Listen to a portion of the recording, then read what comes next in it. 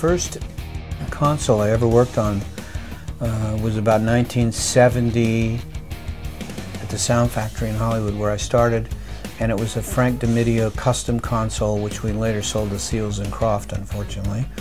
But it had API EQs in it and API faders.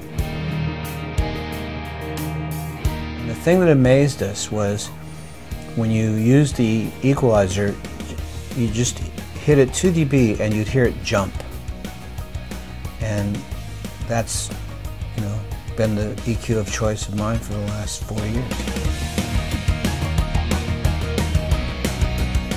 525 compressor. Wow. Probably the best compressor that was ever made.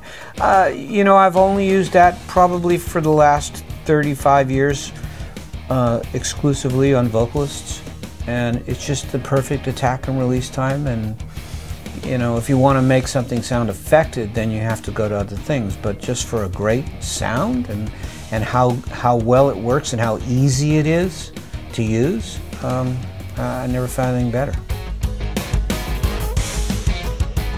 I tell all the young engineers and all the interns that come to work with me that anybody that wants to record anything today needs a 525 compressor, a 550A equalizer, and a 312 preamp, and you can record anything. And it'll sound great. And it'll sound fat and punchy, and you know, that chain is priceless.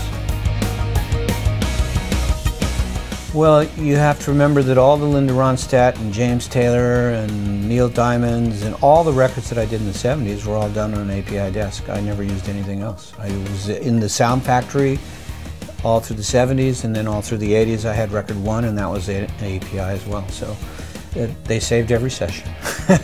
They made every session.